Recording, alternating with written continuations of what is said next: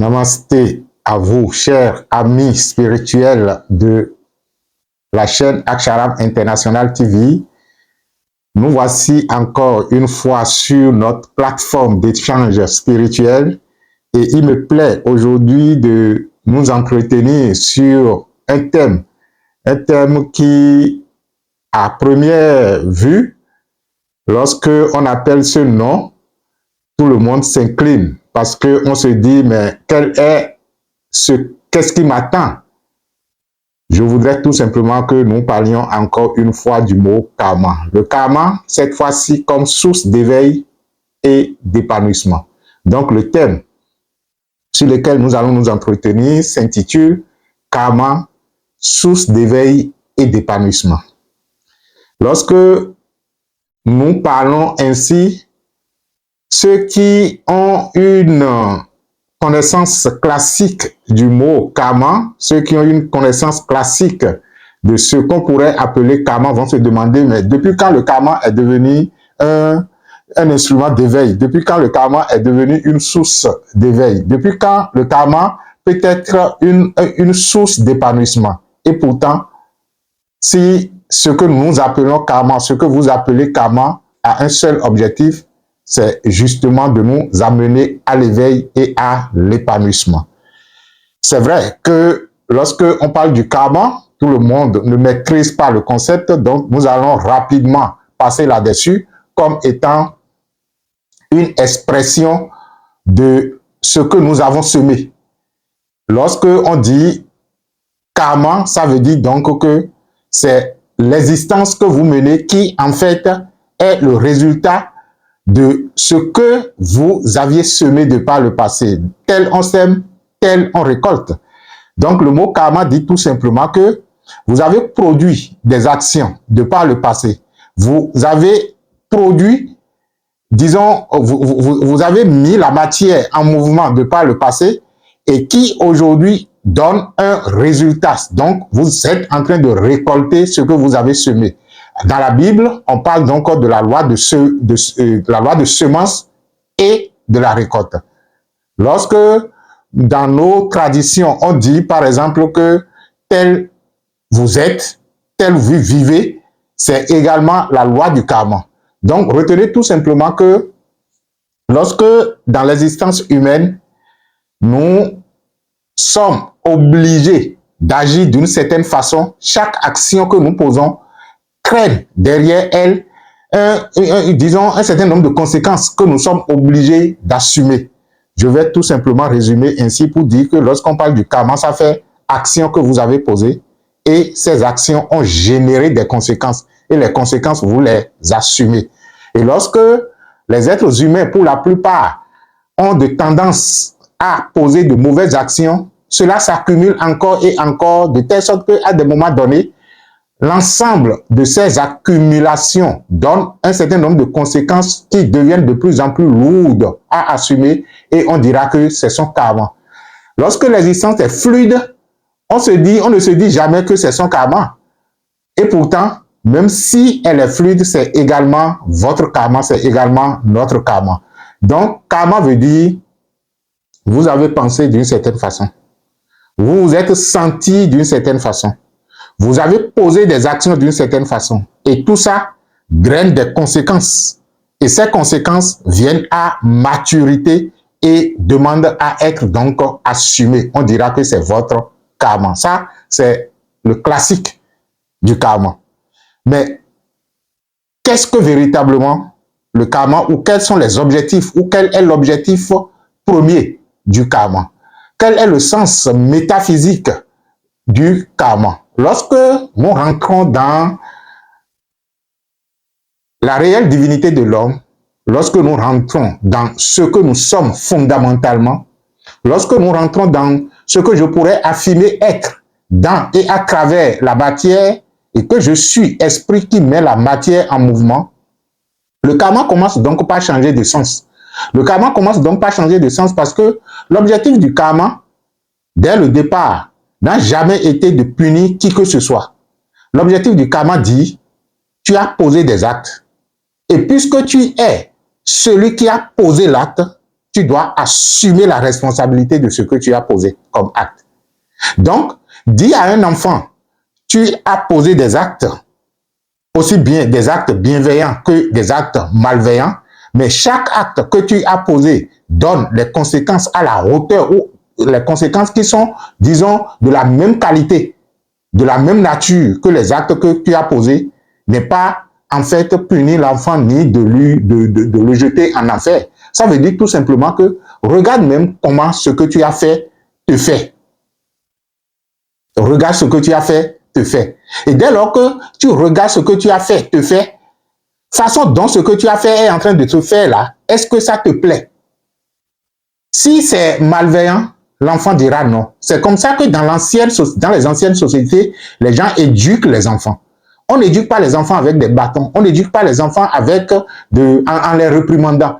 On les éduque tout simplement en leur faisant observer les résultats de ce qu'ils ont posé comme action. Et lorsque ces résultats, agissant sur eux, ne leur donnent pas satisfaction, le sage vient alors pour dire, si tu veux des actions, si tu veux des résultats satisfaisants, il ne faut plus poser ces actions-là. Donc, au lieu même de lui indiquer ce qu'il fallait faire, on part de ce qu'il a fait, qui a donné des résultats qui ne sont pas satisfaisants, et l'enfant comprend alors que ça fait partie des choses qu'il ne faut pas faire. Et dès lors qu'il comprend que ça fait partie des choses qu'il ne faut pas faire, il ne fait plus ça là, il commence alors par faire autrement les choses. Ça fait l'une des meilleures façons d'éduquer les enfants. Je reviens donc à l'objectif du karma pour dire, en fait, lorsque l'existence pèse sur nous, cela a un but. Il demande tout simplement que nous puissions nous purifier. Ah là, il faut comprendre d'abord ce que c'est que la véritable purification. Qu'est-ce que c'est que la purification? C'est vrai que lorsque nous parlons donc de la purification, on sous-entend tout de suite le fait, par exemple, de prendre des bains de purification ou bien de faire des méditations de purification. Ok, tout ça là, c'est bon. Ce sont des béquilles que nous pouvons utiliser pour parvenir à ce que nous appelons la purification. Mais ce que nous appelons la purification, je vais définir ce que c'est que la véritable purification, pas en fait ce qu'on pourrait appeler l'impureté. Non, je vais d'abord voir Socrate quand lui, il disait que la véritable purification se trouve dans la séparation de l'esprit d'avec le corps. Pour Socrate, un homme qui est véritablement purifié, c'est celui-là qui a la capacité de se séparer de son corps en tant qu'esprit. Donc lui, il définit la purification, la pureté comme étant la capacité que nous avons à nous séparer de notre corps. Donc, moi, je définirai l'impureté comme l'emprise de la matière sur l'être divin que nous sommes. Lorsque la matière qui devrait être un instrument de l'esprit devient maintenant ce qui contrôle l'esprit, on dit alors que vous êtes impur, vous êtes dans l'impureté. Il n'y a jamais eu des actes impurs caricaturés par un maître pour dire oui, tu as posé tel acte ou bien tu as fait telle chose, tu es devenu impur, tu es ci ou ça. Non. La pureté se trouve dans le cœur. De telle sorte que le rôle du karma, c'est de nous faire parvenir donc à ce que je pourrais appeler la pureté. Le processus karmique nous permet de nous purifier. Se purifier, ça veut dire, le processus karmique nous permet de commencer par comprendre progressivement ce que nous ne sommes pas. Et dès lors que je commence par comprendre progressivement ce que je ne suis pas, je commence donc par prendre conscience de ce que je suis. Parce que l'impureté, justement, c'est quand je me suis confondu à ce que je ne suis pas. Je ne suis pas le corps, mais j'ai pensé que je suis le corps. Et par conséquent, je me suis laissé aller à la tendance égoïste du corps en posant donc des actes dont les retours sur moi ont pour devoir de me faire comprendre que je ne suis pas le corps. Je ne suis pas mes émotions. Mais entre-temps, je pensais que j'étais mes émotions et que je pouvais me satisfaire à travers mes émotions. Et je me suis emballé là-dedans. Les actes que j'ai posés dans de telles émotions, vous allez dire comment ça se passe. Par exemple, lorsque vous posez des actes sous l'effet de colère, on dira tout simplement que vous aviez pensé que vous étiez vos émotions de colère et en fonction de ça, vous avez posé des actes. Et si sous l'effet de la colère, vous avez frappé votre enfant ou vous avez frappé quelqu'un et que par la suite, vous vous êtes retrouvé au commissariat ou à la justice pour finalement échouer en prison, vous allez comprendre que un acte que vous avez posé sous l'effet de la colère a drainé des conséquences qui, naturellement, vous ont amené à être là où vous êtes. C'est un exemple que je prends. Donc, lorsque j'ai pensé que je suis mon corps, que je suis mes émotions ou que je suis mes pensées, en fonction donc des tendances de ces trois niveaux qui, en fait, devraient être des outils de ma conscience, lorsque je les utilise à tort et que je pose des actes, je me retrouve alors dans ce que je pourrais appeler le mauvais karma. Un mauvais karma n'advienne jamais lorsque l'individu se sent pur et qu'il pose les actes de la pureté de son cœur. Donc, le karma devient alors la voie de la purification qui me permet maintenant de comprendre que je ne suis pas le corps, je ne suis pas mes émotions, que je ne suis pas mes pensées, mais que je suis ce que je suis. Que je suis alors l'être divin qui devrait alors apprendre à mieux utiliser ces outils que sont les pensées, mes émotions et mon corps. Alors, lorsque le karma, je comprends ce sens du karma, c'est-à-dire que lorsque j'utilise la matière dans le côté, du côté où elle ne devrait pas être utilisée pour me dominer, parce que la matière devrait être la servante de l'esprit, lorsque je l'utilise comme maître, c'est pourquoi les gens disent que le mental est un bon serviteur, mais un mauvais maître. Dès lors que je me laisse dominer par mes émotions, lorsque je me laisse dominer par mes pensées, on dira même que je suis un animal. Parce que vous allez constater hein, dans nos traditions, je ne sais pas dans les trucs là, dans, disons, ma langue maternelle, lorsque quelqu'un agit brutalement, on dit, mais pourquoi il fait comme un sauvage comme ça? Mais toi, tu es un sauvage, hein? Tu agis comme un animal. Donc, on reconnaît que les animaux ne se distinguent pas de leur instinct, des émotions qu'ils vivent, et ils agissent en fonction de leurs émotions. Encore que beaucoup d'animaux aujourd'hui ont commencé donc par utiliser la conscience universelle. Au fait, ils commencent par se laisser traverser par la conscience universelle qui les conduit progressivement à un état d'éveil où ils peuvent même exprimer l'amour. Donc, lorsque vous agissez brutalement, on dit, mais lui là, il est un animal, pourquoi il agit comme ça? Il est un sauvage, pourquoi il agit comme ça? Donc, toute personne ne pouvant pas analyser ses émotions, ne pouvant donc pas analyser ses pensées et se démarquer des pensées pour enfin agir suivant une inspiration de sa conscience, est traité comme un animal. Donc, les émotions sont brutes et sont du domaine de l'animalité.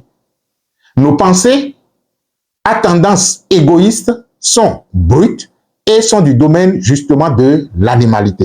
Et lorsque nous agissons sur la base de ce domaine de l'animalité en nous, nous fabriquons naturellement donc des karmas qui deviennent par la suite de lourdes responsabilités à assumer, ce qui nous oblige maintenant à commencer par comprendre qu'en fait que la façon dont nous nous étions comportés de par le passé ne nous donne pas aujourd'hui satisfaction. Par conséquent, on entreprend alors la voie de la purification. La purification qui se voit comme étant la capacité qu'a l'esprit de se dissocier de la matière.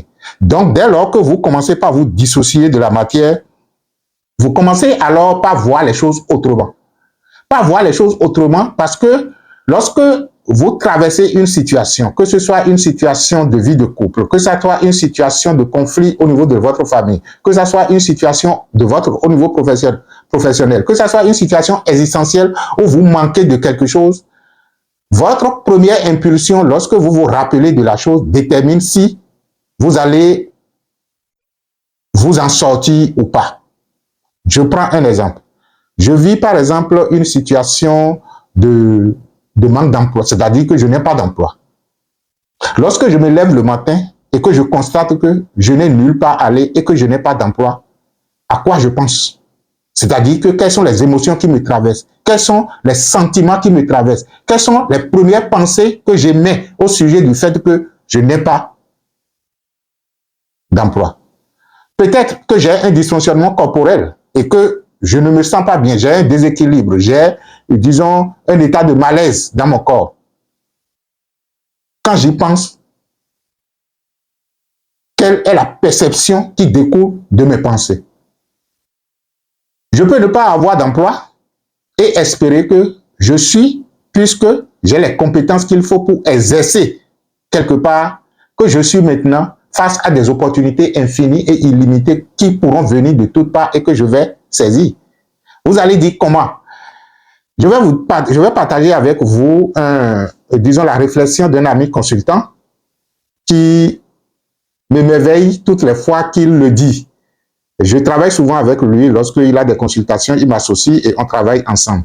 Et souvent, lorsqu'il n'a pas un contrat sous la main, sa réflexion est la suivante. Lorsque je n'ai pas un contrat sous la main, je suis tellement heureux et je me dis, de grandes opportunités peuvent tomber maintenant.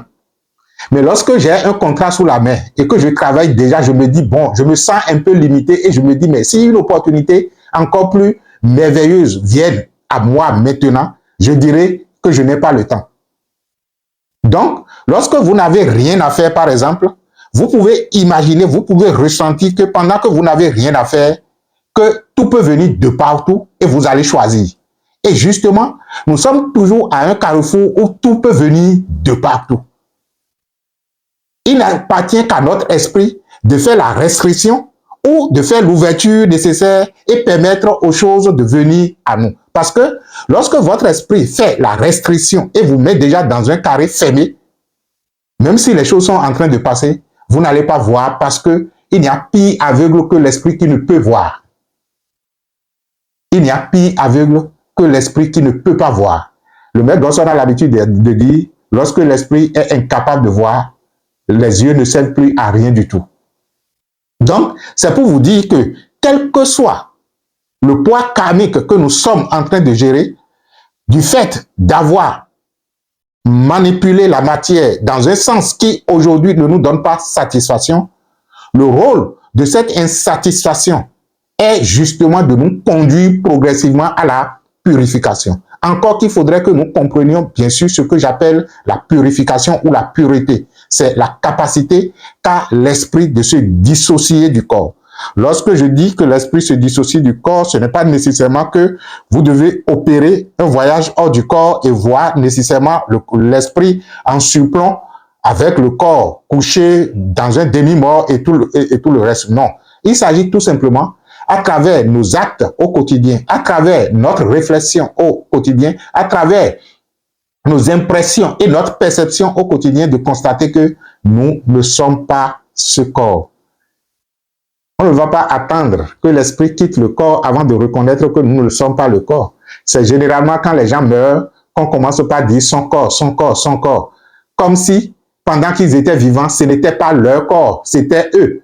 Pendant que la personne est vivante, on a l'impression de l'identifier tellement à son corps, mais dès lors que l'esprit quitte, le corps retrouve sa juste valeur. On dit son corps. Nous avons mis son corps à la morgue. Nous allons faire, disons, l'enterrement de son corps. Nous allons lever le corps. Nous allons faire ci. Et ça devient maintenant le corps.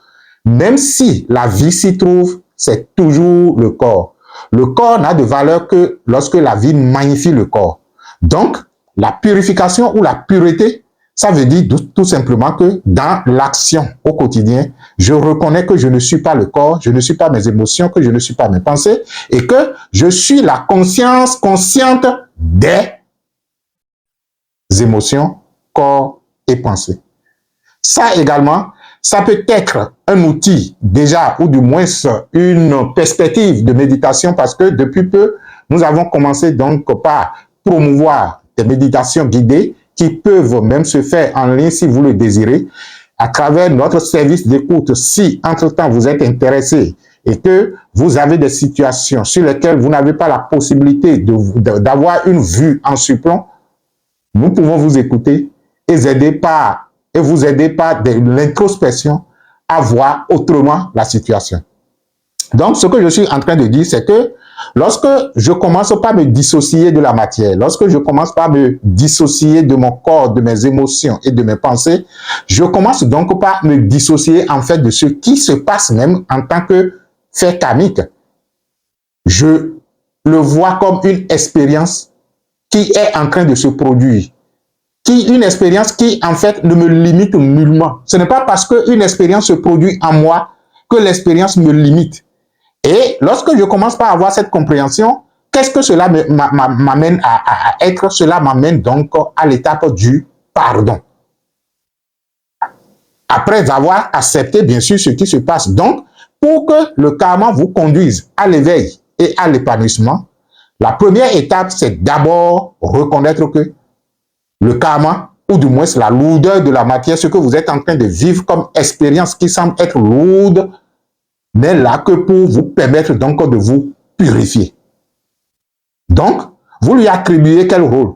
Le rôle d'élévation. C'est pourquoi je disais que le karma comme source d'éveil.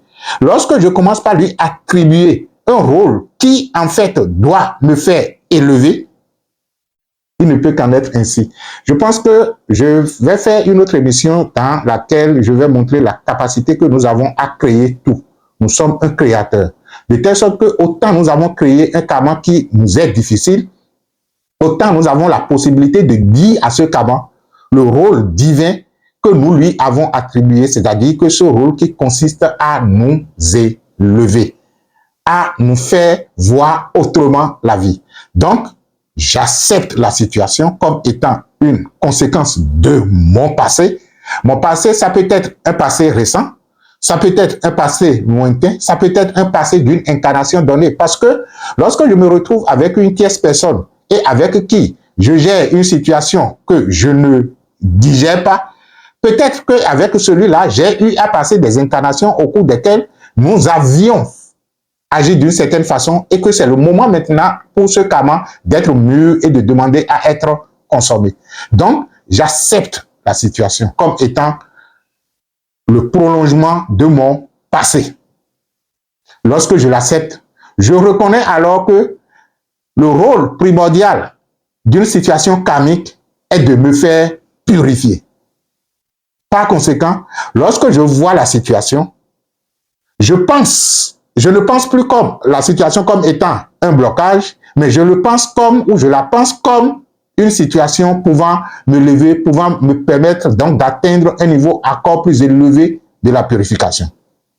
Et le troisième aspect qui me permet donc de parvenir à l'épanouissement, c'est la question que je pourrais vous poser si entre-temps, il m'était donné de parler en tant que Dieu, Fils, c'est-à-dire de parler en tant que Dieu ayant engendré des fils. Et là, je vous dirais, écoutez ma voix comme si c'était de Dieu.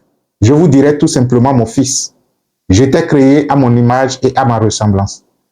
Et si tu te souviens de tout le pouvoir que je suis, que je t'ai accordé, dans cette situation où tu te trouves maintenant, que ferais-tu?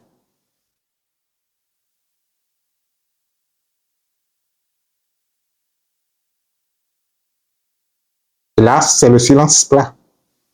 Si vous arrivez à répondre à cette question, vous allez trouver la voie de l'éveil et de l'illumination à travers le karma.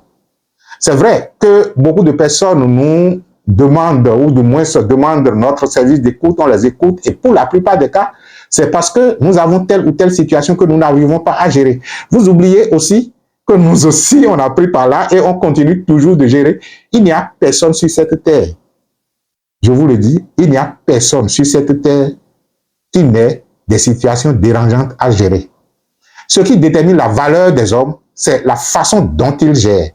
C'est la perception qu'ils ont des défis qu'ils ont devant eux. Et généralement, lorsque vous faites la culture de la bonne perception, même si les situations arrivent, vous commencez donc par dire, ah, attention, ça, c'est encore une étape d'élévation spirituelle.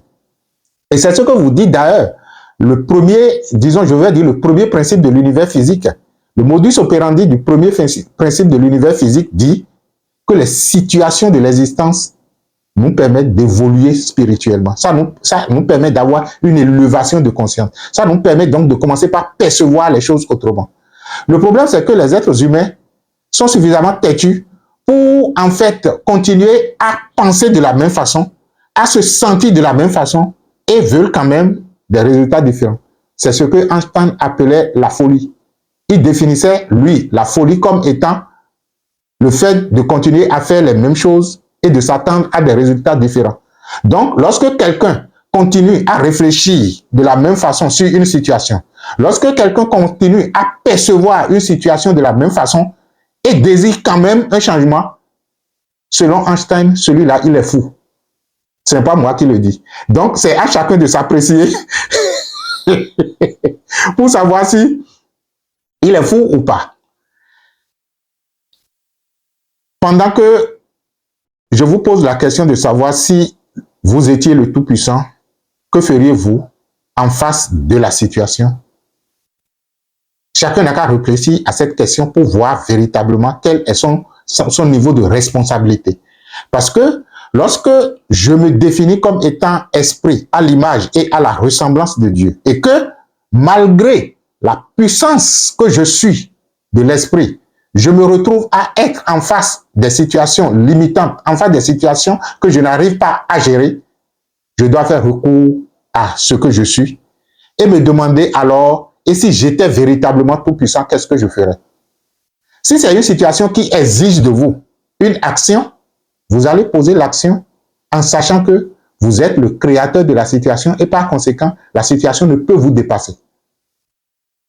Donc, c'est vous qui l'avez créé et par le fait que vous l'avez créé, vous lui avez donné une mission. La mission que vous lui avez donnée est justement donc la mission de permettre à votre conscience de voir autrement les choses et de s'éveiller à une dimension encore plus élevée d'elle-même. Et lorsque on commence par rester dans cette logique, vous tombez dans ce que je pourrais appeler le dharma. Donc, la voie de l'éveil et de l'épanouissement à partir du karma, c'est justement donc de partir du karma et de venir au dharma. Le dharma dit, si vous étiez tout puissant et que vous avez tout le pouvoir du monde, pendant que vous êtes là maintenant, voilà ce qu'il y a à faire. Et puisque voilà ce qu'il y a à faire, vous faites ce qu'il y a à faire avec amour et dévotion. Vous allez dire, ah, ça, ce n'est pas facile. Ce n'est pas facile de vivre une situation de chômage avec amour et dévotion. Ce n'est pas facile de vivre une situation de maladie avec amour et dévotion. Ce n'est pas facile et ce n'est pas facile. Je suis parfaitement d'accord. Je suis parfaitement d'accord que ce n'est pas facile peut-être pour votre corps, ce n'est pas facile pour vos émotions, mais pour votre esprit infini et illimité à l'image et à la ressemblance de Dieu le Père, c'est absolument facile. Dans les principes spirituels, on parle du jeu divin. Lorsque il vous arrivera de constater tout simplement qu'en face des soi-disant problèmes que vous avez, que votre esprit, s'il était représenté par un être humain, rirait à gorge déployée, vous allez constater que vous ne pouvez que rire. C'est pourquoi, même dans les situations les plus gênantes, il est conseillé de rire parce que lorsque vous donnez la force et le pouvoir de commencer par rire, vous commencez alors par rejoindre progressivement celui-là ou cet état d'être en vous qui rirait de ces choses ou qui serait en train de rire de ces choses. Et lorsque vous créez un couloir entre vous, être humain, et vous, être divin, le flux de l'énergie divine peut parvenir à vous et vous donner de l'inspiration. Et lorsque ces inspirations arrivent, vous faites les choses parce que vous devez les faire. Parce que vous êtes celui qui est là à ne avoir rien d'autre qu'à faire ce qui est en train de se passer maintenant s'il fallait poser une action.